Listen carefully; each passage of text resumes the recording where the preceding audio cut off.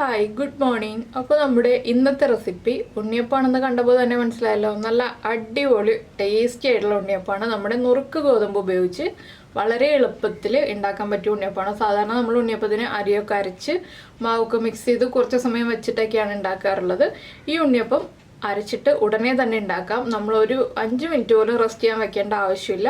അപ്പോൾ നിങ്ങൾ ഈ ഒരു ഉണ്ണിയപ്പം ഉണ്ടാക്കി നോക്കിയിട്ടില്ലെങ്കിൽ ഇതുപോലെ ഒന്ന് ഉണ്ണിയപ്പം ഉണ്ടാക്കിക്കോളൂ. നന്നായിട്ട് ഇഷ്ടപ്പെടും. വൈകുന്നേരം ചായയുടെ കൂടെ കഴിക്കാൻ നല്ലൊരു സ്നാക്കാണ്. എല്ലാവരുടെ വീട്ടിലും നുറുക്ക് ഗോതമ്പ് ഇപ്പോൾ ഉണ്ടാവും എന്ന് വെച്ചിട്ടുണ്ടെങ്കിൽ നമുക്ക് റേഷൻ കടയിൽ നിന്ന് 2 പ്രാവശ്യമായിട്ട് നുറുക്ക് ഗോതമ്പ് കിട്ടിയത് എല്ലാം മുഴുവനും ഉണ്ടാക്കി തീർത്തിട്ടുണ്ടാവില്ല പലഹാരങ്ങളൊക്കെ. അപ്പോൾ എന്തായാലും ആ 1 കപ്പ് നുറുക്ക് ഗോതമ്പ് എടുത്തിട്ട് ഇതുപോലെ ഒന്ന് ഉണ്ണിയപ്പം ഉണ്ടാക്കി നോക്കൂ. അപ്പോൾ നമുക്ക് എങ്ങനെയാണ് ഈ ഉണ്ണിയപ്പം തയ്യാറാക്കുന്നതെന്ന് നോക്കാം. നമുക്ക് നമ്മുടെ നുറുക്ക് ഗോതമ്പ് ഉണ്ണിയപ്പത്തിന് ആവശ്യമായിട്ടുള്ള ഇൻഗ്രീഡിയൻസ് നോക്കാം. നമ്മളിപ്പോൾ 1 കപ്പ് നുറുക്ക് ഗോതമ്പ് 2 മണിക്കൂർ വെള്ളത്തിൽ സോക്ക് ചെയ്തെടുത്തിട്ടുണ്ട്. അതുപോലെ തന്നെ ശർക്കര എടുത്തിട്ടുണ്ട്, ഏലക്ക എടുത്തിട്ടുണ്ട്. ഏലക്ക ഞാൻ 5 എണ്ണമാണ് എടുത്തിട്ടുള്ളത്. 1 ടേബിൾ സ്പൂൺ റവ എടുത്തിട്ടുണ്ട്. ഒരു പൂവൻകോഴി, ഒരു പാളയംകോടൻ പഴം എടുത്തിട്ടുണ്ട്. 1/2 ടീസ്പൂൺ ജീരകം എടുത്തിട്ടുണ്ട്. അതുപോലെ തന്നെ ഒരു 1/4 കപ്പ് തേങ്ങ എടുത്തിട്ടുണ്ട്. അപ്പോൾ ശർക്കര നമ്മൾ ഇതിലേക്ക് മെൽറ്റ് ചെയ്തിട്ടല്ല ചേർക്കുന്നത്. ശർക്കര ചീവിയിട്ട് നമ്മൾ ഈ നുറുക്ക് ഗോതമ്പിൻ്റെ കൂടെ അരച്ചാണ് ചേർക്കുന്നത്. അപ്പോൾ ഞാനിപ്പോൾ 1 കപ്പ് നുറുക്ക് ഗോതമ്പിലേക്കായിട്ട് ഒരു 75 ഗ്രാം ശർക്കരയാണ് ചേർക്കുന്നത്. 75 ഗ്രാം ആകുമ്പോൾ അത്യാവശ്യം നല്ല മധുരം ഉണ്ടാവും. നിങ്ങൾക്ക് നല്ല മധുരം വേണമെന്നുണ്ടെങ്കിൽ 75 ഗ്രാം എടുക്കാം. ഇല്ല ഒരു മീഡിയം മധുരം മതി എന്നുണ്ടെങ്കിൽ 50 ഗ്രാം ശർക്കര എടുത്താലും മതി. എന്താണെന്ന് വെച്ചിട്ടുണ്ടെങ്കിൽ ഓവറായിട്ട് മധുരമായിട്ടുണ്ടെങ്കിൽ ഉണ്ണിയപ്പം കഴിക്കാൻ അത്ര ടേസ്റ്റ് ഉണ്ടാവില്ല. നമുക്ക് 1-2 എണ്ണം കഴിക്കുമ്പോൾ തന്നെ മടുപ്പ് തോന്നിപ്പോവും. അതുകൊണ്ടാണ് അധികം മധുരം വേണ്ടാന്ന് പറയുന്നത്. അതുപോലെ തന്നെ ഏലക്കയും ജീരകവും എല്ലാം നമ്മൾ ഇതിൻ്റെ കൂടെ അരച്ച് ചേർക്കുകയാണ് ചെയ്യുന്നത്, പൊടിച്ചല്ല ചേർക്കുന്നത്. അപ്പോൾ നമുക്ക് ആദ്യം ഈ അരയ്ക്കാനുള്ള കാര്യങ്ങൾ എന്തൊക്കെയാണെന്ന് നോക്കാം. അപ്പോൾ നമുക്ക് ആദ്യം അരയ്ക്കാനുള്ള കാര്യങ്ങളെല്ലാം ചേർത്ത് അരച്ചെടുക്കാം. ഞാൻ ഈ ശർക്കര ഒന്ന് ചീവി എടുക്കട്ടെ. ഗ്രേറ്റ് ചെയ്തോ എങ്ങനെയാണെന്ന് വെച്ചാൽ നമ്മുടെ സൗകര്യം പോലെ എടുക്കാം കേട്ടോ. പിന്നെ നിങ്ങൾക്ക് പാനിയാക്കി ചേർക്കണം എന്നുണ്ടെങ്കിൽ പാനിയാക്കി ചേർക്കാം. അപ്പോൾ വെള്ളത്തിൻ്റെ അളവിൽ വ്യത്യാസം വരുത്താം. വെള്ളം വളരെ കുറച്ച് യൂസ് ചെയ്യുക, അല്ലെങ്കിൽ വെള്ളം യൂസ് ചെയ്യാതെ നമ്മുടെ ശർക്കര പാനിയിൽ തന്നെ നമ്മളിത് അരച്ചെടുക്കുക. തേങ്ങ നമ്മൾ നെയ്യിലൊന്ന് വറുത്തിട്ടാണ് ചേർക്കുന്നത്. അപ്പോൾ നമുക്ക് നമ്മുടെ ഉണ്ണിയപ്പത്തിൻ്റെ കാര്യങ്ങളിലേക്ക് തുടങ്ങാം. നമുക്കിപ്പോൾ അരച്ചെടുക്കാനായിട്ട് ഞാനൊരു മിക്സിയുടെ ജാർ എടുത്തിട്ടുണ്ട്. അതിലേക്ക് നമ്മൾ സോക്ക് ചെയ്ത് വെച്ചിരിക്കുന്ന ഗോതമ്പ് ഇട്ട് കൊടുക്കുക. വലിയ ജാറാണെങ്കിൽ നമുക്ക് 1 പ്രാവശ്യം കൊണ്ട് തന്നെ എല്ലാം അരച്ചെടുക്കാം കേട്ടോ. ചെറിയ ജാറാണെങ്കിൽ മാത്രം 2 പ്രാവശ്യമായിട്ട് അരച്ചെടുക്കുക. ഇതിലേക്ക് നമ്മൾ എടുത്ത് വെച്ചിരിക്കുന്ന റവ ചേർക്കുക. അതുപോലെ തന്നെ ജീരകം, ഏലക്ക, പിന്നെ നമ്മുടെ പഴം 2-3 പീസായിട്ട് ഇട്ട് കൊടുക്കുക. ഇതിലേക്ക് നമ്മൾ എടുത്തു വെച്ചിരിക്കുന്ന ശർക്കരയും കൂടി ചേർക്കുക. ഇനി ഇതിലേക്ക് കുറച്ച് വെള്ളം ചേർക്കുക. കുറച്ച് വെള്ളം ചേർത്തിട്ട് ആദ്യം ഒന്ന് അരച്ചെടുക്കുക. അതിന് ശേഷം നമുക്ക് ബാക്കി വെള്ളം ചേർക്കാം. ഞാനിപ്പോൾ ഒരു 1/2 കപ്പ് വെള്ളം ചേർത്തിട്ടാണ് അരയ്ക്കുന്നത്. ഇപ്പോൾ നമ്മൾ നമ്മുടെ ഉണ്ണിയപ്പത്തിൻ്റെ മാവ് അരച്ചെടുത്തിട്ടുണ്ട്. ഞാൻ 1/2 കപ്പ് വെള്ളത്തിൽ തന്നെയാണ് കേട്ടോ മുഴുവൻ അരച്ചെടുത്തത്. വേറെ വെള്ളമൊന്നും എക്സ്ട്രാ ചേർത്തിട്ടില്ല. അപ്പോൾ ഇനി നമുക്കിതിലേക്ക് ചേർക്കാനുള്ളത് തേങ്ങയും അതുപോലെ തന്നെ ബേക്കിംഗ് സോഡയാണ്. ബേക്കിംഗ് സോഡ നിങ്ങൾക്ക് താല്പര്യമുണ്ടെങ്കിൽ ചേർക്കാം. ഞാനിപ്പോൾ ഒരു 3 പിഞ്ച് ചേർക്കുന്നുണ്ട്. അത് താല്പര്യമുണ്ടെങ്കിൽ മാത്രം ചേർക്കാം കേട്ടോ, ഓപ്ഷനിലാണ്. പിന്നെ 1 പിഞ്ച് ഉപ്പ് ചേർക്കണം. നമ്മുടെ മധുരം ഒന്ന് ബാലൻസ് ചെയ്യാനാണ് നമ്മൾ 1 പിഞ്ച് ഉപ്പ് ചേർക്കുന്നത്. ഇതെല്ലാം ചേർത്ത് നന്നായിട്ടൊന്ന് ഇളക്കി മിക്സ് ചെയ്യാം. നമ്മൾ കൂടുതൽ സമയം റെസ്റ്റ് ചെയ്യാൻ വയ്ക്കേണ്ട ആവശ്യമൊന്നുമില്ല. ഈ ഉണ്ണിയപ്പത്തിൻ്റെ മാവ് നമുക്ക് മിക്സ് ചെയ്തിട്ട് ഉടനെ തന്നെ ഉണ്ടാക്കാവുന്നതേ ഉള്ളൂ. തേങ്ങ കൊത്തായിട്ടും ചേർക്കാം. ഇല്ലാന്നുണ്ടെങ്കിൽ ഞാനിപ്പോൾ ചെയ്യുന്ന പോലെ തേങ്ങ ചിരവിയത് ഫ്രൈ ചെയ്തിട്ടും ചേർക്കാം. ഞാനിപ്പോൾ തേങ്ങ ഫ്രൈ ചെയ്യാൻ പോവാണ്. അപ്പോൾ നമ്മൾ ആ നെയ്യൊക്കെ ചേർക്കുമ്പോൾ നമ്മുടെ ഉണ്ണിയപ്പത്തിന് കൂടുതൽ ടേസ്റ്റ് കിട്ടും. അപ്പോൾ ഇത് മിക്സായിട്ട് ഇതിവിടെ ഇരിക്കട്ടെ. നമുക്കിനി നമ്മുടെ തേങ്ങ ഒന്ന് ഫ്രൈ ചെയ്തെടുക്കാം. ഇതിലേക്ക് എള്ള് ചേർക്കണം എന്നുണ്ടെങ്കിൽ എള്ള് ചേർക്കാം. അത് നിങ്ങളുടെ ഇഷ്ടം പോലെയാണ്, വേണോ വേണ്ടയോ എന്നുള്ളത്. എള്ള് ഞാൻ നോക്കട്ടെ, എൻ്റെ കയ്യിലുണ്ടെങ്കിൽ ഞാൻ കുറച്ച് എള്ളും കൂടി ചേർക്കുന്നുണ്ട്. എള്ള് ചേർത്തിട്ടുണ്ടെങ്കിൽ നമ്മുടെ ഉണ്ണിയപ്പം കാണാൻ കുറച്ചുകൂടി ഭംഗി ഉണ്ടാവും കേട്ടോ. അതുകൊണ്ടാണ് എള്ളിൻ്റെ ആ ഒരു ടേസ്റ്റും എല്ലാം വരുമല്ലോ. അപ്പോൾ എള്ള് ഇരിക്കുന്നുണ്ട്. എള്ള് എപ്പോഴും നമ്മൾ ചേർക്കുമ്പോൾ കഴുകിയിട്ട് ചേർക്കണം, കഴുകാതെ ചേർക്കരുത് കേട്ടോ എള്ള് ചേർക്കുമ്പോൾ. എന്താണെന്ന് വെച്ചിട്ടുണ്ടെങ്കിൽ എള്ളിൽ പൊടിയൊക്കെ ഉണ്ടാവും. അത് നന്നായിട്ട് കഴുകി എടുത്തിട്ട് ചേർക്കുക. അപ്പോൾ ഇത് നമുക്ക് മാറ്റി വയ്ക്കാം. എള്ളും തേങ്ങയും നമുക്ക് ഒരുമിച്ച് ചേർക്കാം. ഞാനിപ്പോൾ തേങ്ങ വറുത്തെടുക്കട്ടെ. നമ്മളിപ്പോൾ ഒരു പാൻ ചൂടാക്കാൻ വെച്ചിട്ടുണ്ട്. പാനിലേക്ക് ഞാനിപ്പോൾ 1 ടീസ്പൂൺ നെയ്യ് ചേർക്കുകയാണ്. ഈ നെയ്യിലേക്ക് നമ്മൾ എടുത്തു വെച്ചിരിക്കുന്ന തേങ്ങ ചേർത്ത് കൊടുക്കുക. തേങ്ങയുടെ അളവ് കൂട്ടണം എന്നുണ്ടെങ്കിൽ നിങ്ങൾക്ക് കൂട്ടിയെടുക്കാം കേട്ടോ. ഞാനപ്പോൾ ഈ തേങ്ങ ഒന്ന് ലൈറ്റായിട്ട് ഫ്രൈ ചെയ്തെടുക്കുന്നേ ഉള്ളൂ, ഒരുപാട് ഡാർക്ക് കളർ ആക്കുന്നില്ല. ലൈറ്റായിട്ടൊന്ന് കളർ ചേഞ്ച് ആയി വരുമ്പോൾ നമുക്ക് നമ്മൾ മിക്സ് ചെയ്ത് വെച്ചിരിക്കുന്ന ഉണ്ണിയപ്പത്തിൻ്റെ മാവിലേക്ക് ചേർത്ത് കൊടുക്കാം. അപ്പോൾ തേങ്ങ കൊത്താണെങ്കിലും കൂടുതൽ സമയം നമ്മൾ ഫ്രൈ ചെയ്യേണ്ടി വരും. അതുകൊണ്ടാണ് ഞാൻ തേങ്ങ ഇതുപോലെ ചിരവിയത് ചേർക്കുന്നത്. തേങ്ങ കൊത്ത് ചേർക്കുന്നതിനേക്കാൾ എളുപ്പമാണ് നമുക്ക് തേങ്ങ ചേർക്കുന്നത്. അപ്പോൾ ഇതൊന്ന് കളർ ചേഞ്ച് ആയി വരട്ടെ, അതുവരെ ഒന്ന് ഇളക്കി കൊടുത്തുകൊണ്ടിരിക്കുക. ലൈറ്റായിട്ടൊന്ന് കളർ ചേഞ്ച് ആയി വരുന്നത് വരെ ഇളക്കി കൊടുക്കുക. അപ്പോൾ നമ്മുടെ തേങ്ങയുടെ കളറൊക്കെ ലൈറ്റായിട്ടൊന്ന് മാറി വന്നിട്ടുണ്ട്. ഇത്രയും മതി. ഞാൻ ഒരുപാട് കളർ മാറ്റിയെടുക്കുന്നില്ല. ഒരുപാട് കളർ മാറ്റിയെടുത്തിട്ടുണ്ടെങ്കിൽ നമ്മുടെ ഉണ്ണിയപ്പത്തിന് അത്ര ടേസ്റ്റ് ഉണ്ടാവില്ല. തേങ്ങ ഒന്ന് ചൂടായി ഈ ഒരു ലൈറ്റ് ഗോൾഡൻ ഷെയ്ഡായി വരുമ്പോൾ നമുക്ക് ഫ്ലെയിം ഓഫ് ചെയ്യാം. ഇനി ഇത് നമുക്ക് നമ്മൾ റെഡിയാക്കി വെച്ചിരിക്കുന്ന ഉണ്ണിയപ്പത്തിൻ്റെ മാവിലേക്ക് ചേർത്ത് കൊടുക്കാം. അപ്പോൾ നമ്മുടെ ഉണ്ണിയപ്പത്തിൻ്റെ മാവിലേക്ക് നമ്മൾ തേങ്ങ ചേർക്കുകയാണ്. അതുപോലെ തന്നെ ഞാൻ എള്ള് കഴുകി വെച്ചിട്ടുണ്ട്. എള്ളും കൂടി നമുക്ക് ചേർത്ത് കൊടുക്കാം. 1-2 ടേബിൾ സ്പൂൺ എള്ള് ചേർക്കാം കേട്ടോ, നിങ്ങളുടെ ഇഷ്ടം അനുസരിച്ച്. എള്ള് കൂടുതൽ ഇഷ്ടമാണെങ്കിൽ കൂടുതൽ ചേർക്കാം, കുറച്ചേ ഇഷ്ടമുള്ളതെന്നുണ്ടെങ്കിൽ കുറച്ച് ചേർത്ത് കൊടുക്കാം.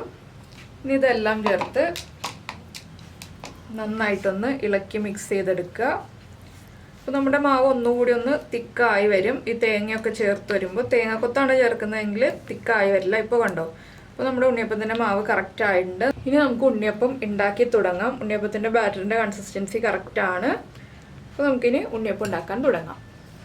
ഇപ്പോൾ നമ്മുടെ ഉണ്ണിയപ്പച്ചട്ടി വെച്ചിട്ട് നമ്മൾ വെളിച്ചെണ്ണ ഒഴിച്ചിട്ടുണ്ട്. ഞാൻ ചെറിയ ഉണ്ണിയപ്പച്ചട്ടിയാണ് വെച്ചിട്ടുള്ളത്, അതുകൊണ്ട് നമ്മൾ ഉണ്ടാക്കുന്ന ഉണ്ണിയപ്പം ചെറുതായിരിക്കും കേട്ടോ. വലിയ ഉണ്ണിയപ്പച്ചട്ടി ആണെങ്കിൽ വലിയ ഉണ്ണിയപ്പം ഉണ്ടാവുള്ളൂ. വെളിച്ചെണ്ണയിൽ തന്നെ ഉണ്ടാക്കണം. ഞാൻ വെളിച്ചെണ്ണ ഒഴിച്ചിട്ടുണ്ട്. വെളിച്ചെണ്ണ ചൂടായി വന്നിട്ടുണ്ട്.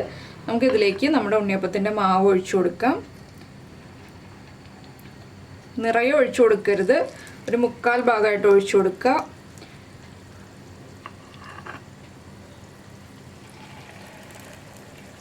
വലിയ ഉണ്ണിയപ്പച്ചട്ടി ആകുമ്പോൾ നമുക്ക് ഈ ഒരു ബർണറിൽ വയ്ക്കാൻ ബുദ്ധിമുട്ടാണ്, അതുകൊണ്ടാണ് ഞാൻ ചെറുതെടുത്തത്.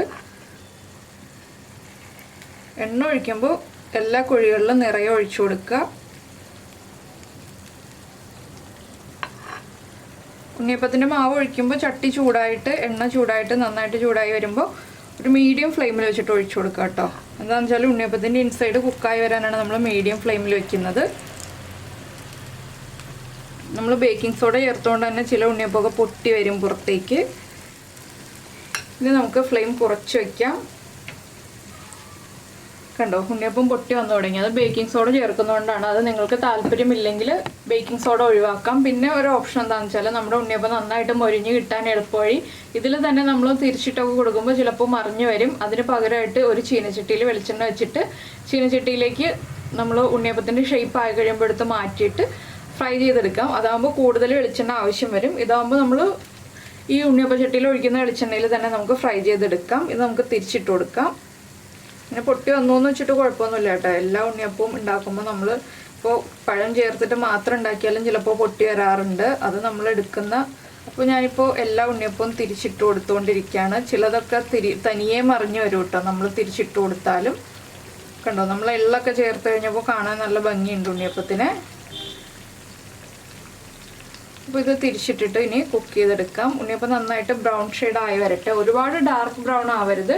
ഡാർക്ക് ബ്രൗൺ ആയി കഴിഞ്ഞിട്ടുണ്ടെങ്കിൽ നമ്മൾ എടുത്ത് മാറ്റുമ്പോൾ, എണ്ണയിൽ നിന്ന് മാറ്റി കഴിയുമ്പോൾ ചൂട് മാറി വരുമ്പോൾ വീണ്ടും ഡാർക്ക് കളറായി പോവും. അപ്പോൾ ഒരു മീഡിയം ബ്രൗൺ ഷെയ്ഡായി വരുമ്പോൾ നമുക്ക് എണ്ണയിൽ നിന്ന് മാറ്റാം. ഈ സൈഡ് ഒന്ന് കുക്കായി കഴിയുമ്പോൾ നമ്മൾ വീണ്ടും ഒന്നുകൂടി ഒന്ന് തിരിച്ചിട്ട് കൊടുക്കും.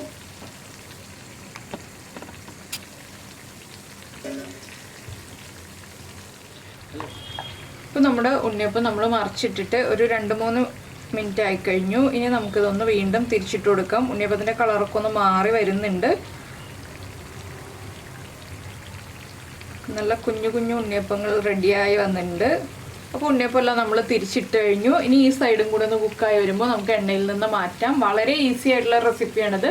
നമ്മുടെ വീട്ടിൽ നുറുക്ക് ഗോതമ്പ് എന്തായാലും ഉറപ്പായിട്ടുണ്ടാവും. ആ നുറുക്ക് ഗോതമ്പ് ഉപയോഗിച്ചിട്ട് വളരെ എളുപ്പത്തിൽ ഉണ്ടാക്കാം. ഒരു 2 മണിക്കൂർ, നമ്മളിപ്പോൾ വൈകുന്നേരം ചായ കുടിക്കുന്നത് 4 മണിക്കാണെന്നുണ്ടെങ്കിൽ 2 മണിയാകുമ്പോൾ ഉണ്ണിയപ്പത്തിനുള്ള നുറുക്ക് ഗോതമ്പ് വെള്ളത്തിലിടുക, 4 മണിയാകുമ്പോൾ അരച്ചെടുക്കുക, ഉടനെ തന്നെ മിക്സ് ചെയ്യുക, ഉണ്ണിയപ്പം ഉണ്ടാക്കുക. അത്രയേ ഉള്ളൂ. ചൂട് ഉണ്ണിയപ്പവും ചായയും കഴിക്കാം.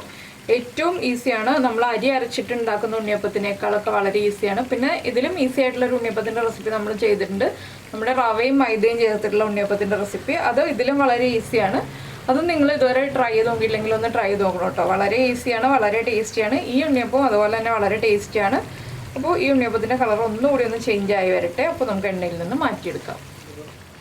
അപ്പോൾ ഈ ഒരു കളർ ആകുമ്പോൾ തന്നെ ഞാൻ എണ്ണയിൽ നിന്ന് മാറ്റുകയാണ്. ഇനി കളർ മാറുന്ന ഞാൻ പറഞ്ഞല്ലോ, അതുകൊണ്ടാണ് ഞാനിപ്പോൾ എണ്ണയിൽ നിന്ന് മാറ്റുന്നത്.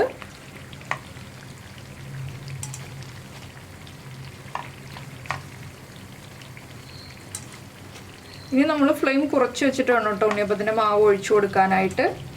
എന്താണെന്ന് വെച്ചിട്ടുണ്ടെങ്കിൽ എണ്ണയ്ക്ക് ചൂട് കൂടുതലായിരിക്കും, അതുകൊണ്ടാണ് ഫ്ലെയിം കുറച്ച് വെക്കണമെന്ന് പ്രത്യേകം പറയുന്നത്. നമ്മുടെ കുട്ടി കുട്ടി ഉണ്ണിയപ്പങ്ങളൊക്കെ ഇതാ റെഡി ആയി കഴിഞ്ഞു.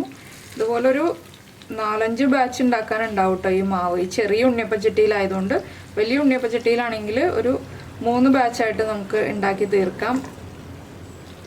അപ്പോൾ നിങ്ങൾ എടുക്കുന്ന ഉണ്ണിയപ്പച്ചട്ടി അനുസരിച്ച് ഉണ്ണിയപ്പത്തിൻ്റെ എണ്ണം കൂടുതൽ കിട്ടും, അളവ് കുറവായിരിക്കും, അളവല്ല വലിപ്പം കുറവായിരിക്കും. അപ്പോൾ ഇതാ നമ്മുടെ ഉണ്ണിയപ്പങ്ങളൊക്കെ ഞാൻ എടുത്തു കഴിഞ്ഞു. ഇനി നമുക്ക് ഇതുപോലെ തന്നെ ബാക്കിയുള്ള മാവ് ഒഴിച്ചു കൊടുക്കാം. എപ്പോഴും മാവ് ഒഴിക്കുമ്പോൾ ഒന്ന് ഇളക്കി എടുത്തിട്ട് ഒഴിച്ചു കൊടുക്കുക കേട്ടോ. നടുക്കുള്ള കുഴികളിൽ ആദ്യം ഒഴിച്ചു കൊടുക്കുക, അതിനുശേഷം സൈഡിലേക്കുള്ള കുഴികളിൽ ഒഴിച്ചു കൊടുക്കുക. എന്താണെന്ന് വെച്ചാൽ നമ്മുടെ ബർണറിലൊക്കെ നടുക്കായിരിക്കും തീ ഉണ്ടാവുക കൂടുതലായിട്ട്. അപ്പോൾ നടുക്ക് ഒഴിച്ചു കഴിഞ്ഞിട്ട് പിന്നെ സൈഡിലേക്ക് ഒഴിക്കുമ്പോൾ എണ്ണയും സൈഡിലേക്ക് കറക്റ്റായിട്ട് വന്നോളും. നല്ല മൊരിഞ്ഞ ഉണ്ണിയപ്പത്തിൻ്റെ മണമാണ് ഇവിടെ അടുക്കളയിൽ മുഴുവനും. അപ്പോൾ ഈ ഉണ്ണിയപ്പം മുഴുവനും ഞാൻ ഇനി ഉണ്ടാക്കിയെടുക്കട്ടെ, അതിന് ശേഷം കാണിച്ചു തരാം കേട്ടോ. അപ്പോൾ നമ്മുടെ ഉണ്ണിയപ്പം മുഴുവൻ നമ്മൾ ഇതാ ഉണ്ടാക്കി കഴിഞ്ഞു. ഒരു ഉണ്ണിയപ്പമല്ല, അടിപൊളി ഉണ്ണിയപ്പം. ഉണ്ണിയപ്പം കഴിച്ച അഭിപ്രായമാണ് നിങ്ങൾ കേട്ടത്. എന്താണെന്ന് വെച്ചിട്ടുണ്ടെങ്കിൽ ഉണ്ണിയപ്പം ഉണ്ടാക്കലും കഴിക്കലും കഴിഞ്ഞു. ഒരു 4 റൗണ്ട് ഉണ്ടാക്കാനുണ്ടായിരുന്നു കേട്ടോ നമ്മുടെ ഉണ്ണിയപ്പ ചട്ടിയിൽ. അപ്പോൾ 1 കപ്പ് നുറുക്ക് ഗോതമ്പ് എടുത്തിട്ടുണ്ടെങ്കിൽ ഇത്രയും ഉണ്ണിയപ്പം ഉണ്ടാക്കാം. അപ്പോൾ ഉണ്ണിയപ്പം പെർഫെക്റ്റ് ആണോ, കുക്കായിട്ടുണ്ടോ എന്നൊക്കെ ഡൗട്ട് ഉണ്ടെന്നുണ്ടെങ്കിൽ ഞാൻ ഒരു ഉണ്ണിയപ്പം പൊട്ടിച്ച് കാണിച്ചു തരാം. ഇനി അങ്ങനെ ആർക്കും ഡൗട്ട് വേണ്ട, നല്ല പെർഫെക്റ്റ് ആയിട്ടുള്ള സോഫ്റ്റ് ആയിട്ടുള്ള ഉണ്ണിയപ്പമാണ്. സോഫ്റ്റ് ആയതുകൊണ്ടാണ് ഉണ്ണിയപ്പം ഇങ്ങനെ പിടിച്ചപ്പോൾ തന്നെ താഴ്ന്നു പോയത് കേട്ടോ. നല്ല സോഫ്റ്റാണ് ഈ ഉണ്ണിയപ്പം. അപ്പോൾ നിങ്ങളെല്ലാവരും ഈ ഒരു ഉണ്ണിയപ്പം ഉണ്ടാക്കി കഴിച്ചിട്ട് നിങ്ങളുടെ അഭിപ്രായം നമ്മുടെ വീഡിയോയുടെ താഴെ കമൻറ്റ് ചെയ്യുക. പിന്നെ ഞാൻ പറഞ്ഞതിൽ ഒരു കാര്യത്തിൽ വ്യത്യാസമുണ്ട്. ഞാൻ കുറച്ചുകൂടി ശർക്കര ചേർത്തായിരുന്നു. ഒരു 100 ഗ്രാം ശർക്കര ചേർക്കുകയാണെങ്കിൽ അത്യാവശ്യം നല്ല മധുരം ഉണ്ടാവും. അപ്പോൾ ഞാൻ ആദ്യം എടുത്ത ശർക്കരയ്ക്ക് മധുരം കുറച്ച് കുറവായിരുന്നു, അതുകൊണ്ടാണ് ഞാൻ വീണ്ടും ശർക്കര ചേർത്തത്. നമ്മൾ മാവ് മിക്സ് ചെയ്തിട്ടൊന്ന് ടേസ്റ്റ് ചെയ്ത് നോക്കുക, അപ്പോൾ ശർക്കരയുടെ അളവ് നമുക്ക് കൃത്യമായിട്ട് കിട്ടും. അപ്പോൾ നിങ്ങൾക്ക് അതിലും കൂടുതൽ മധുരം വേണമെന്നുണ്ടെങ്കിൽ നിങ്ങൾക്ക് കൂടുതൽ ശർക്കര ചേർക്കാം. പിന്നെ ശർക്കര പാനിയാക്കി ചേർക്കുകയാണെങ്കിൽ 1/4 കപ്പ് വെള്ളത്തിൽ ശർക്കര പാനിയാക്കാം കേട്ടോ, ഇല്ലെങ്കിൽ നമ്മുടെ ഉണ്ണിയപ്പത്തിൻ്റെ മാവിൻ്റെ കൺസിസ്റ്റൻസി മാറിപ്പോവും. അപ്പോൾ നമ്മുടെ ചാനൽ ഇഷ്ടമായി, നമ്മുടെ വീഡിയോ പ്രസൻറ്റ് ചെയ്യുന്ന രീതിയൊക്കെ ഇഷ്ടമായി എന്നുണ്ടെങ്കിൽ നമ്മുടെ ചാനലൊന്ന് സബ്സ്ക്രൈബ് ചെയ്യുക. നമ്മുടെ ചാനൽ സബ്സ്ക്രൈബ് ചെയ്യുന്നതിന് ഈ വീഡിയോയുടെ താഴെയുള്ള റെഡ് സബ്സ്ക്രൈബ് ബട്ടൺ ഒന്ന് ക്ലിക്ക് ചെയ്യുക. അതിൻ്റെ റൈറ്റ് സൈഡിലുള്ള ബെൽ ഐക്കണും ക്ലിക്ക് ചെയ്യുക. അപ്പോൾ ഓൾ എന്ന് പറഞ്ഞിട്ടൊരു ഓപ്ഷൻ വരും. ആ ഓളും കൂടി പ്രസ് ചെയ്തിട്ടുണ്ടെങ്കിൽ ഞാൻ എപ്പോഴും വീഡിയോ അപ്ലോഡ് ചെയ്യുമ്പോൾ നിങ്ങൾക്ക് നോട്ടിഫിക്കേഷൻ വരും. അപ്പോൾ നമുക്ക് നമ്മുടെ അടുത്ത റെസിപ്പിയുമായിട്ട് അടുത്ത ദിവസം വീണ്ടും കാണാം.